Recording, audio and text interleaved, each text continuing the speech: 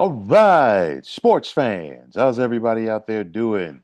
William Martin coming at you one more time here on YouTube with another edition of the 300 Pounds of Sports Knowledge Podcast. And on this edition of the 300 Pounds of Sports Knowledge Podcast, I have the privilege of being joined by the one and only Cal Wonder God. My brother, how are you doing? I'm great, William Martin. I appreciate you having me on the 300 Pounds of Sports Knowledge podcast. Let's go. Well, listen, man, there's plenty to talk about because the playoff run that energized the fan base of the New York Knicks has come to an end, and it ended at the hands of the same team that sent the Knicks home last spring. And like I said last week, the Knicks spent last summer attempting to put together a team that could get them past the Boston Celtics, and they did. However, the Knicks still don't have a team that can get past the Indiana Pacers. And we saw the formula for the Pacers, and it was simple. They ran the Knicks off the court just like they did last year in the playoffs. The Pacers, their speed to me was one of the biggest differences in this series. And there's so much to talk about, but I'm going to flip it over to you right now and get your thoughts, man. Well, so I looked at a little bit of the game, Mm-hmm. but not too much. I was too busy trolling because my troll game is crazy. But going into the statistical data of it, anytime you're in a game six and it's do or die, Mm-hmm. and OG is your top scorer at 24 points in the last game, Right. and your best player has 19 points, that means if he's averaging 30 something points a game, he's 11, 12, 13 points off his game. Right. So we talk about why you lost. Your best player scored 19 points. What the hell is Jalen Brunson? I'm confused because he's the one that got them there and he scored the points. Right. You don't decide in the game six, all of a sudden, we're going to let everybody get some points now. No, no, no, no, no. You go back with what got you there. And him scoring 19 points and whatever it was, we talking about Jalen Brunson, that was not what got them there. What do you think about that? Listen, I think Brunson, just like it was in last year's series, he ran out of gas. And like honestly, their team ran out of gas. And I said that this was going to happen before the start of the series because the Pacers run. The Pacers have the deeper team. Tom Thibodeau does not utilize his bench. And this goes back, any spot that you've ever seen Tibbs as a head coach. Tibbs Right. has issues using his bench. He runs his guys into the ground. Granted, nobody got hurt, coming down the stretch for the Knicks this season. But again, you've got to utilize your bench. And I said the bench was going to be a difference in this series. I mean, you basically look at it. Indiana's bench outscored the Knicks bench in almost every single game in this series, and that was a difference. Absolutely. You look at it, the Knicks had five guys who averaged more than 30 minutes a game in this series, while Indiana had three. Okay, and it's Mm-hmm. one of those where it's like, you're not getting a blow. You look at Mitchell Robinson. Okay, before I flip it back over to you, Mitchell Robinson is a bench player. Okay, he needs to be a part of a rotation of bigs. Okay, New York lost that this year. They lost Right. Isaiah when they lost Hartenstein in That free. was big.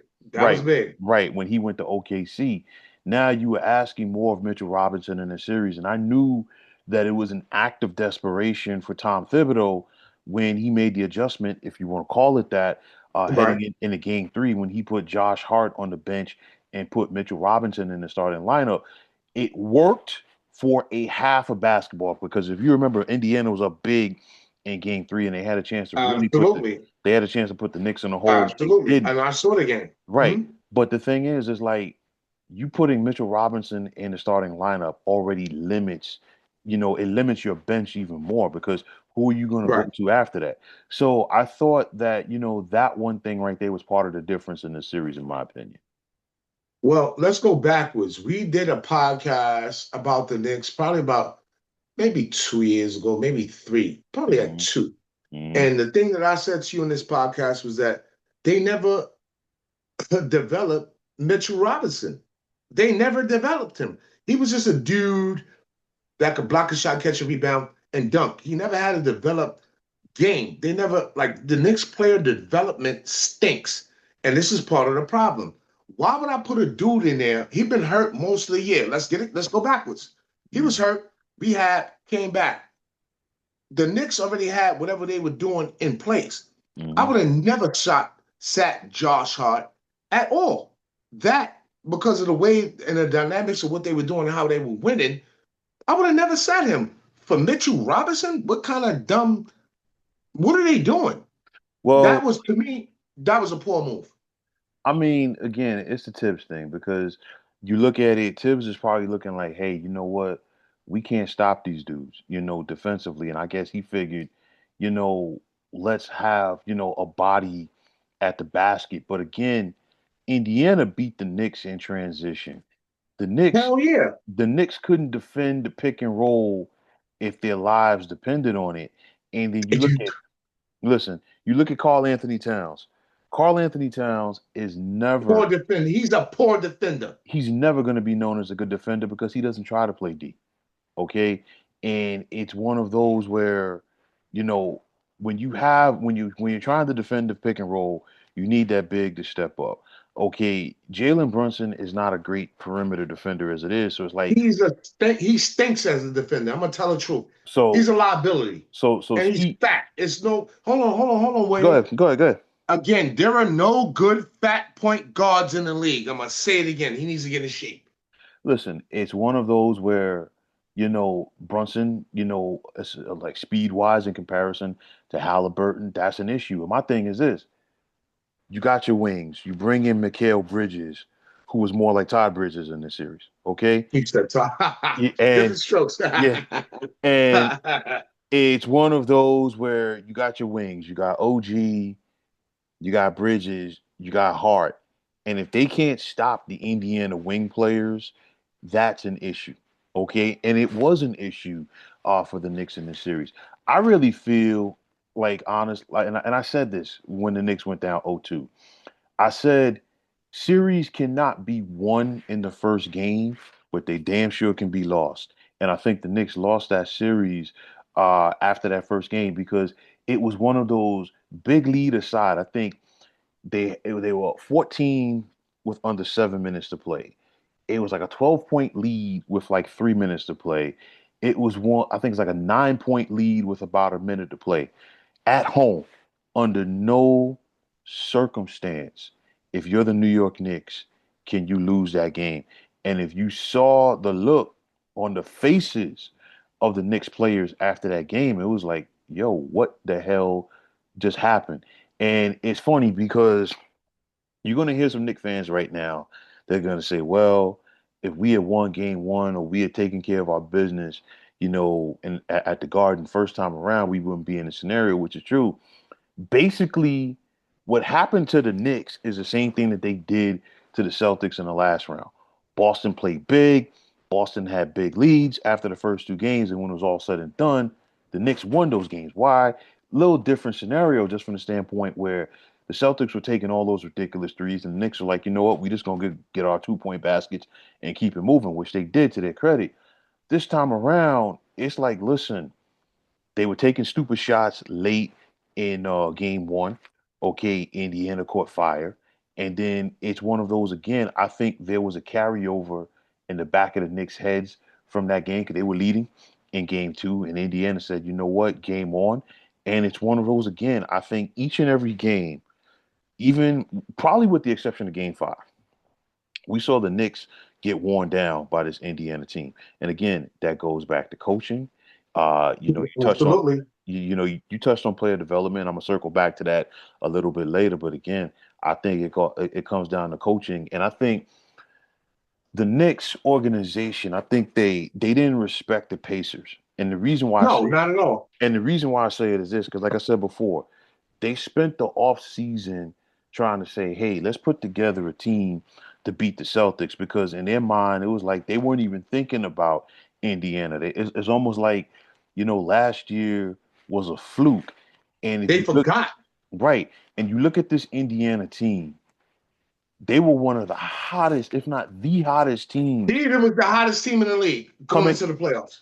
coming down the stretch of the regular season and into the playoffs. Yeah, It's like, yeah, once they yeah. figured it out, it was game on. And it was one of those. Milwaukee was a bad match. Milwaukee was not that was not a good matchup if you're the Bucks having to face this Right, team. Okay, right. same thing with Cleveland, and it's the same thing with the Knicks. It's like those young boys run, and my biggest thing with the Pacers, you never know who's going to get you because it's like, okay, Halliburton, had a big game in game one, and you can be Right, like, okay, we got to right. stop Halliburton, but then you still got Neesmith, you still got Oh, that Siak, was crazy. you still got That was crazy. Siakam, you still got Siakam, you still got Yeah, Mobley, it and was it was a group, collective group right, situation. and then to get back to what you said about player development, this is why Indiana wins because you look at Halliburton, they saw something in him that Sacramento didn't. Okay, you look at Benedict Mathurin, more player development. You look at Neesmith, a team like the Celtics, they were like, whatever. And the biggest guy for player development with me, with Indiana, is Obi Toppin. And I was just about to say that, and the and Knicks had him. the Knicks had him, and again, the Knicks didn't know how to utilize this guy because if you go back and you watch Obi Toppin his last year in college, he was a national player of the year coming out of Dayton. He didn't get an NCAA tournament that year because of COVID. The Knicks, I think they took him sixth overall. If Obi Toppin had an NCAA tournament, he's probably a top three pick. But then he gets to the Knicks, and what do they want to do? They want to make him a three-point shooter.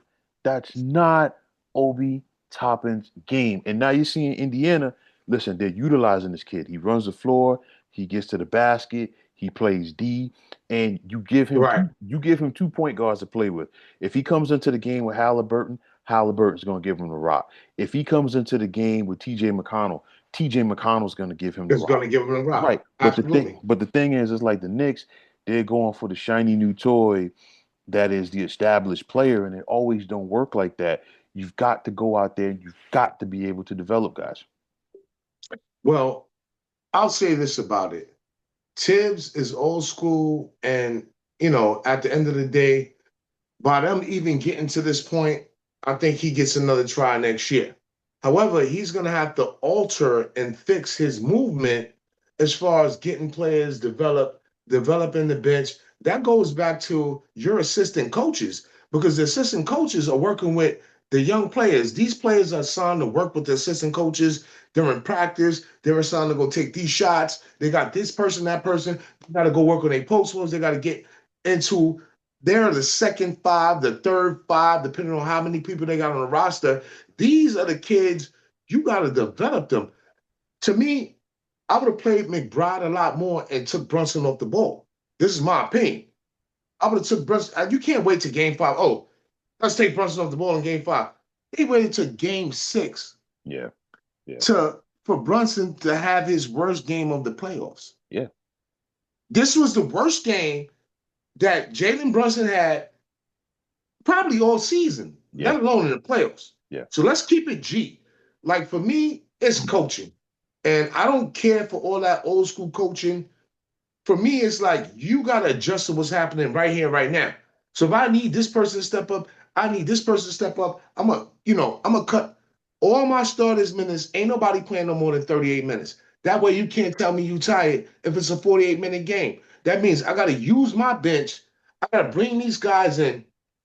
Again, if you don't develop guys like Precious, Shamet, all these, if you don't develop them, you can't trust them in an important game, bro. Right. Right. And this is all I'm saying. Then you need veterans. PJ Tucker never saw the floor. What's the Right. point of having him on your roster? What is he like whoa, we're in the locker room. Hey, let me get you hyped. Nah, bro, you got to go hit a three or do something, make yourself useful. What is you there for? Listen. This is my opinion.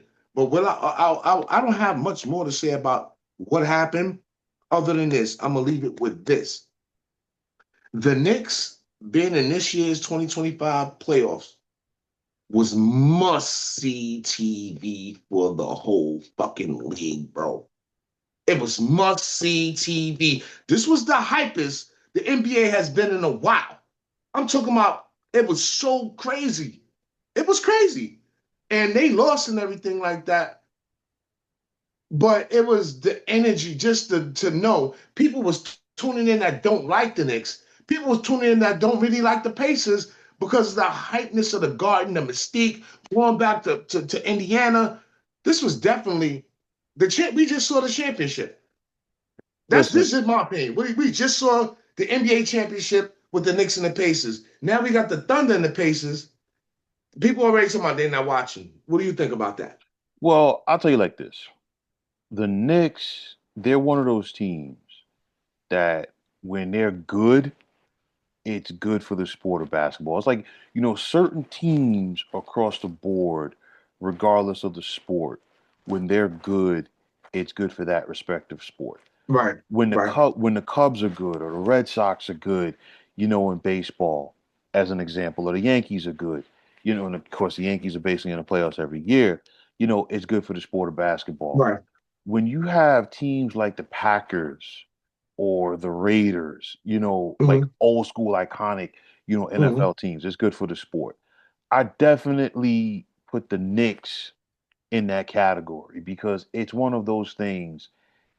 I've been to Madison Square Garden before, regardless whether it's college basketball, whether it's the NBA, it's a very special building. It's You, crazy. and it's one of those where playoff games at Madison Square Garden are very special. You know, you have It's people crazy. you have people to this day in New York City that will still talk about the exploits of Bernard King when he played for the Knicks in the 80s. Go take Terrence G's. Hold on. Let me shout out Terrence G's because we talked earlier. Shout out to Terrence G's. Go ahead about Bernard because no, he was big.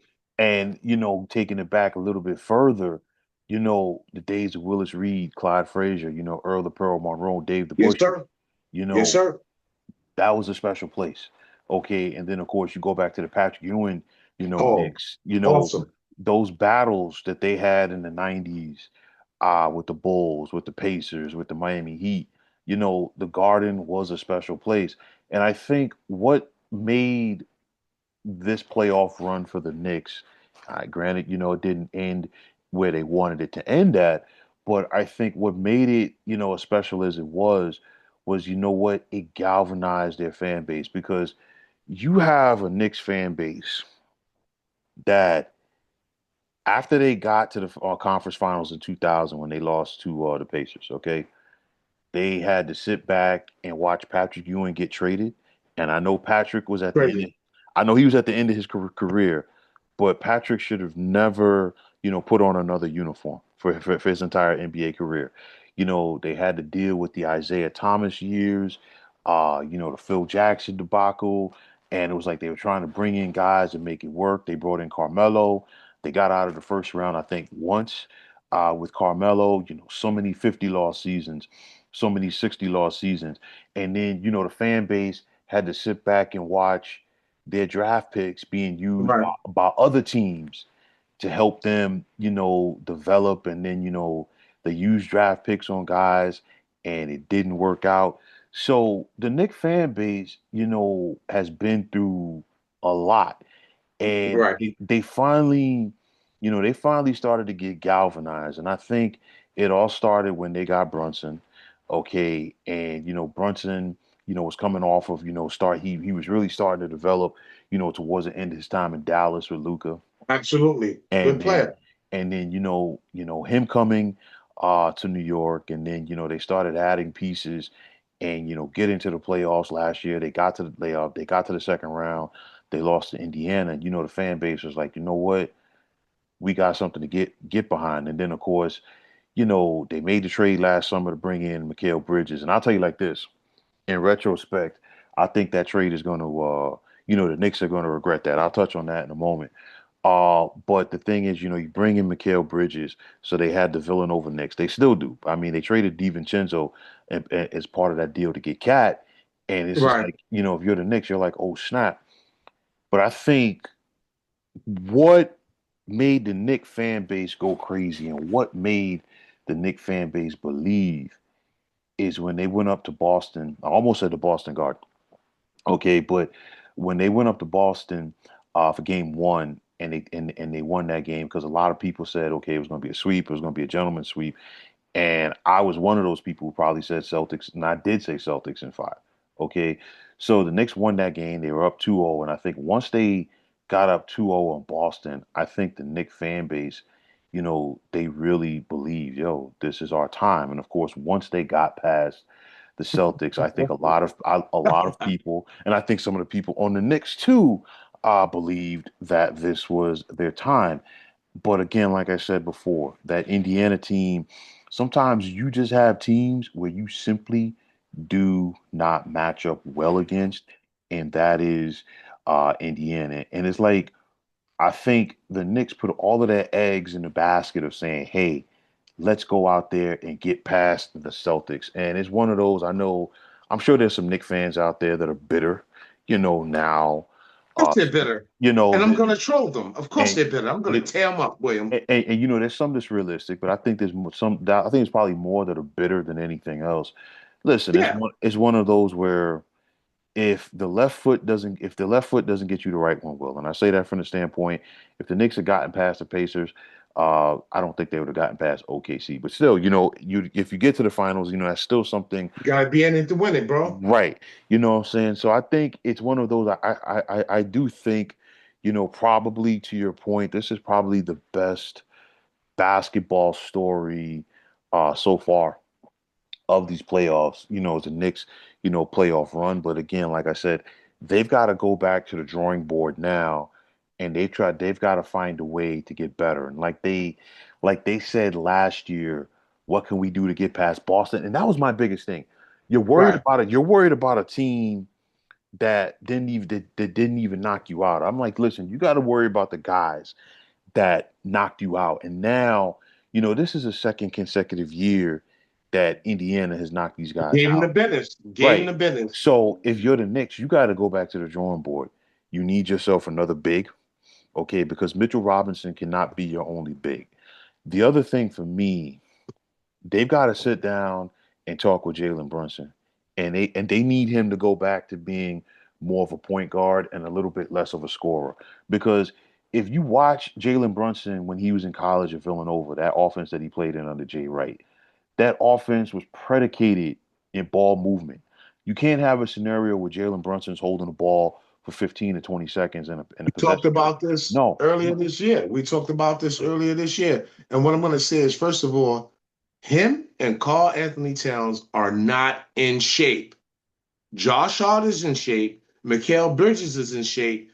OG could be in better shape. They're not in shape. You can't play a dude that you know is not in shape for 40 minutes. And then you don't got nobody to come off the bench because you didn't develop. So to me, the Knicks, what they need to do is they need to dig into the free agency and get some people that's gonna play that might have been starters on other teams, but no, when they come to the Knicks, you're gonna play off the bench. This is your role. This is what you're gonna do. You're gonna, your efficiency, if you pay 15, 20 minutes a game, then it's up to the coach to balance out and do what he gotta do. Okay, if I'm playing, I can't play Mikal Bridges the whole game. right, All right. I can't play Josh Hart the whole game. Josh Hart, his energy and what the things he does off the ball, you need that in the starting lineup. right, You need that. But then you can't expect for Jalen Brunson to guard the ball 94 feet because the guards he got to guard, you got to pick them up. yeah, Now, if we switching up, you can't keep hiding Jalen Brunson. no, He's a defensive liability. yeah, Carl Anthony Towns is a defensive liability. He look at Rudy Gobert. What's the knock on Rudy Gobert? He cannot guard the pick and roll. right, But they gave him so many defensive players of the year, he's not closing out. So if I know Carl Anthony Towns ain't gonna close out, we're gonna run the pick and roll every play down. And then yeah, we're gonna kick it and we're gonna swing it, and we're gonna make him a liability. So if you take him off, all right, what you lose when you take Carl Anthony Towns out, you put in Mitchell Robinson, he can't score. He right, can't create a shot. He's nope, not gonna do nothing for you. He got games with 0 points and like throw that shit in the garbage. Like what are we really watching here? yeah. What is the coach doing? Listen, again, that goes back to Tibbs, and it's like Tibbs is like if there was a football equivalent to Tibbs, it would be a head coach that says, you know what, my team is down 24 to nothing, at the half.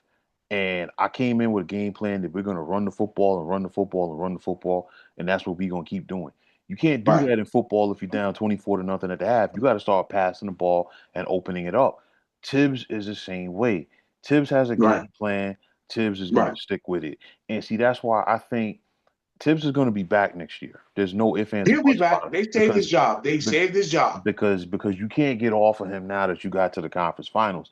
But the thing is, for the Knicks, if they want to go where they believe they can go, which is to get a championship, Tibbs ain't the guy to get them there. That's number one. Number I two, agree. they don't have all of the personnel to get it done. They have some of the personnel, but they don't have all of it. And I truly do think, as good as Jalen Brunson has been for the Knicks, and I think it's one of those where, and this is like, I'm not here to say hate on him or whatever like that, but I feel like he's believing his own press clippings. And I say that from the You standpoint did that, say that though. You said that yeah, before. yeah, and I say it from the standpoint that, you know what, he feels like he's got to go out there and do everything. This is why they brought you these guys in. You know, it's like Mikal Bridges is not an all-star. Josh Hart is not an all-star. And that's not to knock them. Okay, these guys can play. You're familiar with them. Josh Hart is good moving without the basketball. Get him, find ways to get into basketball. Find ways to get Mikal Bridges set up. The thing is, Cat's an ISO guy. You need Cat to be more of a ball, like to be a part of the ball movement. That is the issue right there. I really that's my personal opinion. You've got. I feel like if you gave them a point guard, this Knicks team, okay, or if you had Brunson go back to being a point guard, getting OG involved more, Hart, Bridges more.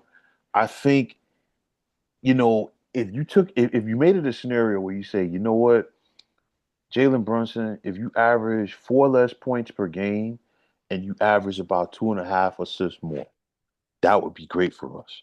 Because And you he look got at, to close out on defense too. He got yeah, to learn to close out. He's not closing out on defense. he's not. He's not. And it's like you look at his numbers in this series. His assists were down, okay? And then you look at Halliburton. Halliburton averaged 21 points for the series. He averaged more than 10 assists. Okay, and listen, that's a big difference right there. Dishing that rock because Yes, sir. a lot of stuff was close as far as points per game in the series. I think the Knicks had a rebounding Excuse me. advantage, but I think the biggest thing, like I said, transition, both defense, Transition. yeah, Yep. Up and down. transition was big, and it's like that goes back to coaching because I feel like Rick Carlisle doesn't get enough credit for being He's a good coach. a He's a good quality coach. head coach. You figure He's a good Rick coach. Rick Carlisle, he got Detroit to the Eastern Conference Finals. He like that 6 year stretch that the Pistons went to the conference finals every year. He was the first head coach that got them there, and then they got off of him to bring in Larry Brown, and of course, it worked out Right. there And he too. won the chip. Yeah, Right. that, but it was Rick Carlisle that started all that. Oh, right. And then Rick Carlisle went to Indiana. He got them to Fact. the conference finals. He wanted to get them back, and of course, that whole thing with Ron Artest at the Garden at the Yeah, that was Palace crazy. that changed everything. And Dallas then at the Palace, bro. right, and then of course, Rick Carlisle got a championship with Dallas, and Yeah. Rick Carlisle has an opportunity to do something that only three other head coaches in NBA history have ever done, Right. which is win a championship with multiple teams. But Rick Carlisle, to me, outcoached Tibbs in this series, and Absolutely. I think a lot of it came down to his adjustments, his Right. matchups, and Right. your job as a head coach, regardless of the sport, you have to put your people in the best possible position to win. Rick Carlisle, Succeed. Absolutely. right? Rick Carlisle did that. Tibbs didn't. And again, this is why we're talking about the Pacers getting ready for the NBA Finals while the Knicks are cleaning out the lockers, man. Well, in retrospect, because I'm petty, I'm gonna blame the Knicks had a good run, but I'm gonna blame it on the bronze sexual. And when I say the bronze sexual, here's what I mean. The Knick fan that's a secret LeBron fan, even though the playoffs was about the Knicks, like the Knicks fans and some of the Knicks fan base kept trying to swing it to LeBron. And I'm like, yo, he's not even in the playoffs. Why are y'all talking about LeBron? Y'all are it should be about your Knicks. You understand? I'm I'm Mhm. I'm pro organization. I'm not pro player. I grew up pro organization. If that was your crew, that's who you root for. Why y'all keep trying to bring something into the mix that has nothing to do with it? If your team is winning and your team is into it, we don't need to talk about nobody else other than who's actually playing. That's what we talk about. Why do I have to sit here and hear about a guy that's not in the playoffs? They got swept first round, LA. All right, Mhm. leave them alone. Guess what? The Mavericks didn't even make the playoffs. You understand? So Right. that's not a thing. Once the Knicks got the momentum, I think a lot of the fan base wasn't so sure after Detroit. When they beat Detroit, they wasn't so sure. But then when they beat Boston, they got into it. And then, they kind of focused their attention on New York. I'm Mhm. like this about it. For me, if you're going to come and you're going to talk sports to me, stay on what we're talking about. This is what make me you so dynamic. I can't even count how many podcasts we've done. But to my point, we always stay on subject and we talk about what we're talking about, break it down, give analysis. And to me, the Knicks, they won, they lost because to me, they were more distracted by what everybody else saw, if that makes sense to you. Right. Like you said, Jalen Brunson believing in the Clippers. Bang. They were more distracted by who's outside of the garden. They're paying $10 to go in front of a big screen and stand out there and yell with flags and all that, as opposed to winning the game. Yeah. It did bring excitement like I haven't seen since a Mike Tyson fight here in New York City. You understand? Mhm. But they kind of got sidetracked with the rooting and watching what's his name? Mini Me. What's his dude name? Spike Lee, Mini Me. Yeah. They got, they're watching, they're like, it got to the point where the celebrities on the front row are arguing with other people. This shit is going on during the game and all that. They're more focused on the outside shit as opposed to doing what's got to be done and watching and concentrating on what's happening. And this is what I saw. It's all in the newspapers, it's all over. I'm hearing about everything except the actual game and what Tom Thibodeau did, what those players actually did, what their deficiencies was. I'm not going to blame one player, but I'm a whole Jalen Brunson responsible for having the worst game basically of the season at the wrong time. Now, listen, he had it at the wrong time, and I think it was one of those where the Knicks were close, for the first half. We saw Indiana start to like get that spot where they're about to turn away, like turn it up. And then, in the third quarter, and again, this goes back to making adjustments because that third quarter in game 6, the Pacers came out like gangbusters. Okay, they went on that run. They put the Knicks in a double-digit deficit, and it was kind of like everybody knew it at that point. The Knicks knew it that they were done because they didn't have that gear to bring it back. You know what I'm saying? It's like They was tired. They yeah, was already tired, yeah, bro. yeah. And it's like And I know a lot of people were saying, from the fan standpoint, I totally get it. Oh, let's get them back to the Garden for Game 7. nah, ain't you gotta do game six. It ain't no game seven. Get And, out of and here. and my thing is this: is like even if the Knicks, sake of argument, had they won Game 6, in Indiana, it wasn't like a slam dunk that they would have won Game 7 because you still got to go out Now, there. You still got to the go out there and pressure's do it on the Knicks. right. So I mean, it's one of those. It is what it is. I'm good. It's going to be interesting to see what the Knicks do because they got more than $160 million for next season committed to Brunson, Cat, OG, Hart, and Bridges. So with that said, you don't have a lot of financial flexibility. And the biggest thing I keep saying with the Knicks, it doesn't matter if it's going to be the Pacers. It doesn't matter whoever it's going to be. They need more depth. They need more depth. And the thing is, Tibbs Tibbs has to do a better job of utilizing his bench, but that's not going to happen either because at this point in the game, Tibbs is set in his ways. There's nobody who's going to sit up there and convince Tom Thibodeau that he needs to like do more things with his bench. This is how he coaches. This is who he is. It's kind of like Doc Rivers. You know, when Doc Rivers Absolutely. get to the postseason and Doc has a 3-2 lead or a 3-1 lead, well, he's going to find a way to blow it, and damn near every time he does, it's the same thing with Tibbs, man. And it's like, you know, I've had this conversation with basketball fans throughout the season, and some of them are like, well, you know what? Tibbs can do that with his guys because they're in better condition than the other teams. But I'm like, listen, it wears you down during the regular season, and of course in a postseason series, it's a little bit different because now Uh, you got that day off, between the games, this, that, and the third.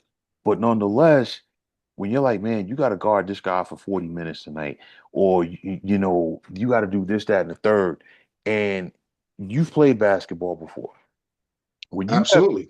when you have to expend energy at the defensive end of the floor in a way that you're not accustomed to doing it, it's a difference maker. And I think, getting back to what you said about Jalen Brunson, I think that's part of why he had a bad game in game six because Brunson throughout this series has had to use energy defensively in a way that he probably didn't have to all season long because Absolutely. Absolutely. You go back to the Boston series. He didn't have to do that because Boston, and I said this, and this is not a knock to the Knicks. The Celtics beat the Celtics. It wasn't the Knicks that Right. beat the Celtics, but if you're the Knicks, you're more than happy to do it because Boston sat up there and blew it in the first two games, jacking up all those threes. The Pistons That didn't. was disgusting. The Pistons weren't as much of a threat to the Knicks as the Pacers because the Pistons are still a young team and they're figuring it out. I think they're still going to be a problem in the East for the next couple of years, but nonetheless, the Pacers they put that stress on you. They just keep coming at you. It's like In waves, bro. It's because they use their bench. they got They're being bodies. coached well, yo. They got bodies, and I think it showed last night when I can't remember the brother's name right now when he got injured guarding Cat, and Rick Carlisle went to Thomas Bryant, who really hasn't been playing as much, but guess what? Thomas Bryant, put in that work when he got on the court. He was If able to fit in. He got if in where he fit in. if that was a Tibbs situation, you wouldn't have had that scenario, okay? Because Tibbs doesn't use his bench. You've got to use those guys throughout the year, and you've got to put the confidence in them to say, hey, you know what? When my number is called, I'm gonna go out there and take care of my business. And again, But listen, he ain't called nobody number. He played 7, 8 players the whole playoff. So listen, and then throw li- Tibbs in the garbage can. And listen, that's just my opinion. He earned another year. We'll see. listen, you can get away with that if this is college and you go in a 2-3 zone. You could get away with playing 7 or 8 guys. But if you're talking about in the playoffs, this, that, and the third, Mm-mm. you got to be able to go with that ninth man. Sometimes you got to be able to go with that 10th man, and You got to. you got to be able to go out there and have some guys give you some legit minutes. I don't care who you are. So like again, like I said, I think the run that the Knicks had was good for It them, was a good run. and I think it was good for their fan base. But I It still was good believe, for New York City, though, bro. yeah, And stop crying for the last 2 weeks or 3 weeks. I went down, bro. yeah, yeah, They was all at the garden. The criminals was at the garden. So it brought crime down.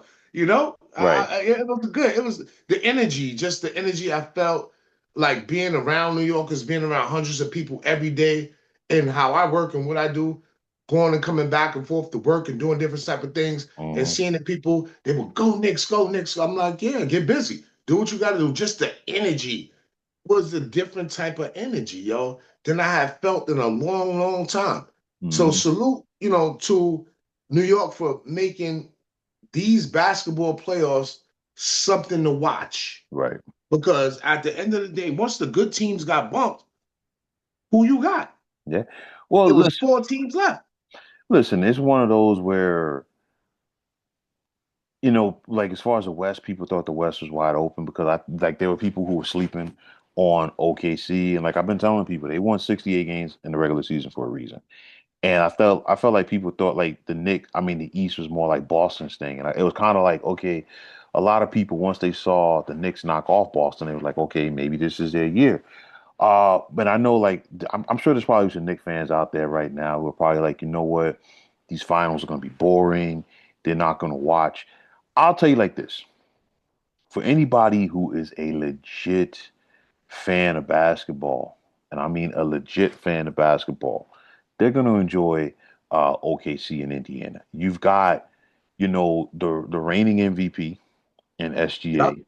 You have a guy who, was just named the most underrated, or most overrated player, excuse me, in the NBA by his peers, in Tyrese Halliburton. You have a head coach who I don't think gets the credit that he deserves in Rick Carlisle, because not only did Rick Carlisle win a championship with the Dallas Mavericks, he went down there and helped Dallas shock the world, because if you remember He in did. 20 That was dope. because if you remember in 2011, a lot of people have said, you know what? Well, Dallas is basically here to hand the trophy to Miami. LeBron's going to get his first ring. There you have it. Once And again, there's the and LeBron shit again. and then you know what? Dallas and Rick Carlisle, they had different things in Another mind. plan. It was Right. another plan. Right. And I look at this Indiana team. They're a talented team. They're a deep team.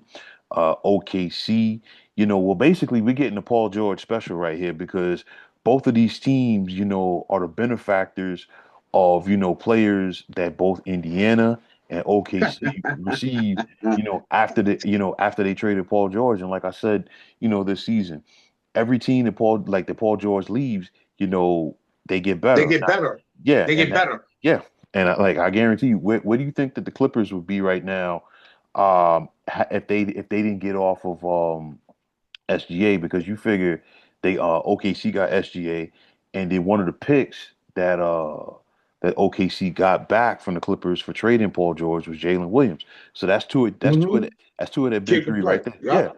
Kid and can then play. and then you look at what Indiana's doing right now as well. So listen, I think this is going to be a great series. I truly do, I'm because gonna watch it. Let me tell you something, William. I don't miss no Super Bowls, no World Series, no World Cups, and I damn sure don't miss no NBA Finals. hmm My whole life, this is what we are predicated on and what we grew up with. I don't miss that. I don't miss certain events. This is a big event, even though, like I said, I like good basketball. I don't hmm necessarily have a straight team. I like good basketball, but I'm gonna watch it because this is what we do here in America. So anybody that's not American watching, we watch all the sports and all the major things. This is what we do. And I'm not gonna miss it. I'm gonna look at it, I'm gonna check it out, and I'm gonna give them kids their respect because it's time for a new NBA champion. It's time for a new MVP. It's time to catch up with the times right now. It's a lot of old school people. They don't want to give these kids their props. They don't want to admit it. Yeah, you might not. I heard somebody tell me the other day, I hate SGA game. He leans, he takes 10, 12 free throws. Well, guess what? He's making the free throws. Stop fouling him. If he's averaging 30 something a game, imagine who else could have averaged that had they made their free throws. What are you mad because he can shoot a free throw? listen, He's gonna give you work. listen. He can play. Okay, Chet Holmgren. They got him. They got Jalen Williams. They got Dort. They got a They good got a team. crew. Yeah, They got a crew. listen, they They got got a listen, crew, bro. listen, they got a team, and that's why I think, I'm sure there's people out there sleeping on this series. I think people who, are upset that, oh, we don't have a big market team, per se, in Right. in the NBA finals. But at the end of the day, listen, this is what the owners want as far as parity, because you figure something's gonna give, because OKC, the last time they won a chip, it was when they were the Seattle Supersonics, and we're talking about Bang. 1979. So we're talking about uh, Dennis Johnson. Dennis Johnson. I think who was it? Gus Williams was on that Gus team. Williams. They have Gus Williams. I think Was was Jack Sigma on that team? I think Jack Sikma might have been on that team, or I think Slick Watts was still there. Slick Watch, yeah, slick with the headband. Yeah, matter Slick of with the headband, right? yeah, he recently passed away. Yeah. Lenny Wilkins was a player Lenny coach, Wilkins you was the know, coach. Yeah. right. And Indiana's never won anything. Okay. They only got to the finals at one time in 2000 when Shaq and Kobe were coming up. They were always, a championship contender going back to their ABA days. So, something's gonna give right here. So, to me, I think it's great. I think it's great for the NBA because in the last couple of years, we've seen the Bucks win it in 2021. Bucks hadn't won a championship in about 50 years. We Hmm. saw, Denver win their first title in NBA in their franchise history 2 years ago. And of course, last year, they took it back to the Celtics and they won, their 18th championship more than any other franchise. But I think this is great for the NBA because I feel like, you have to showcase your young stars. You can't Yeah, constantly sit up there. Listen, the date you can't sit up you there. got to give it up. You can't lean on LeBron and Steph Curry and KD and these guys anymore. I'm like, listen, they only got a couple more years in the tank, all of them. All right, and you got to start showcasing these young guys, and I think this is a great opportunity for the league to do that. Agreed. Listen, Halliburton's a real deal, and the thing is, I like kid. I like the Hal, kid. Halliburton is a point guard. Okay, and I say a true point guard, not a guy who's at the point guard position that they're calling a point guard. There's a difference. Okay, SGA is a bona fide scorer. Okay, and I think we're going to see all of those elements, be on front and center display in this NBA, Absolutely. NBA Finals. So, like for fans of for people who are true fans of the game of basketball, they're going to enjoy this series. I truly do. Well, and just kind of wrapping up situation. I'm like this about it. Hmm. Whoever was supposed to win won. Yeah, Those were the best teams. So yeah. I'm not. I don't have like a if it was a fifth, we'd be drunk. If this would have happened, no, no, no, no, no. Hmm. Whoever won was supposed to win, and I think that OKC, without question, was the best team this year. Yeah. And they showed it throughout the playoffs. They got rid of everybody in a timely fashion. It Listen, wasn't no going back and forth and no, no, no. Let's get them out of here and get to the next one. You listen. know, You don't win 68 games in the NBA by accident. I know, like some cats are trying to say, well, the level of competition in the NBA, some guys ain't playing every night, this, that, and the that's third. Listen, bullshit. listen. That's bullshit. OKC went out there and they handle their business. You got to They give them did. you got to give them their respect. For me, they showed me something, in the second round because Denver really like pushed them. Okay, in that second round series. They did, but I didn't believe in Denver. I felt like they was missing something going back Mm, to the last 2 years. So right. I wasn't really sold on them. It Hmm. was, I felt like, Oklahoma was gonna win. I didn't ever feel like Denver could get over the bump. And I then didn't never I just didn't feel that way. and then the other thing for me with OKC, they got it taken to them in Game Three by Minnesota. They lost, I think, 143 to 101. Oh, they SG, blew their asses out. yeah, SGA only scored 14 points, and then you know what? He came back in Game Four. He stepped up. Jalen Williams stepped up. They Yep. put they put Minnesota in that 3-1 hole, and then of course, Put they in, foot on their neck. in Game Five, they put them out of their misery. So, oh, Got to get rid of them. right. So it's one of those. Listen, this young team. I think we've seen this young team grow up. In front of our eyes. I look at Indiana. I'll tell you like this. Indianapolis is going crazy right now because I don't know if anybody's ever been to Indiana. It is a basketball crazy It is. state. And it starts with the Indiana Hoosiers. They're the Yes. main team there. Yes. A lot Yeah. of people don't know that. Right. And it's a true bluegrass basketball state. Yeah. And I had the pleasure of when I was on my trials and tribulations trying to get into a situation and find a good college to play ball at, I had to go out to Indiana. I had to Hmm. go to Kentucky. I had to go to those states. I was, in Ohio. Those type of places, they're really, really strong. Their fan base is strong about who they root for. Hmm. And Indiana is huge, but it starts with the Hoosiers. They Right. done made movies about the Indiana Hoosiers. Right. So now you got the Indiana Pacers. You got people from Milwaukee. They're all like super duper close to each other. A lot Right. of people don't know that. Listen. Chicago, all of them, they're real close, but Indiana is a bluegrass state. And I wish them well. May the best team win, bro. Listen. It's going to be great. Again, like I said, getting back to the focus of this, I don't think the Knicks have enough right now to really say, you know what, they can get a championship. So I really want to see what the Knicks are gonna do. I know like people are throwing rumors out there now. Well, about Cat, this, that, and the third. I'm like, I don't know. But I mean, I'm just looking at it. They just simply don't have enough. And I'll leave it at this. If the Knicks are gonna be real serious about winning a championship, they can't do it with Tom Thibodeau. They're not going to. That's it. I think he's the X factor, and I'll say this: I would keep that whole group together. But Hmm. anybody after the first 7 to 8 players that's on that roster, we got to bring some other people in. I'll say 7 to 8, Yeah. right? Because the Knicks had the best team to me on paper, the best starting five on paper, statistically on paper. I thought the Knicks had the best starting five on paper. That Hmm. was my opinion on Right. paper. Right. Because if you go through all the other teams, nobody stuff was really like situated like the Knicks was. Hmm. But for me, at the end of the day, they got to make some adjustments, and it starts to me really with coaching, player development, especially, and being able to trust your players. But also, they not in shape, bro. They all need to get in shape. They too young to be playing the amount of minutes they are, and you not in shape. How's Mikal Bridges and Hart, Josh Hart, the only two players on your team that look like they're in shape? Oh, listen, maybe maybe you could take them to run some pro-am, this summer at 155th or West Fourth. He said, You he said, take know. him to the cage and take him to the rucker. That's what's up. But yeah, man. But Cal, listen, as always, man, it was a pleasure to have you on here, man. Likewise, brother. Always a pleasure to be on 300 pounds of sports knowledge.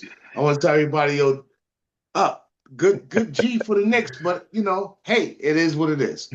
Listen, folks, if you like it, what you heard and saw in this podcast, always please feel free to hit that like button as well as subscribing to this channel. It's greatly appreciated. Also, if you're on the X, formerly known as Twitter, you always check me out at 300 pounds of sports. Like I always say, you give me that follow, I'll give you that follow right back. And that also goes for Instagram, where you can check me out at 300 pounds of sports knowledge. You could also check us out on Facebook at the Sports Depot 365. And as far as I'm concerned, one of the better sports debating sites going on social media. Yes, But sir. but until next time, this is William Martin signing off for Cal One to God. You. And take care and have yourselves a great one. Be well, everybody. Peace.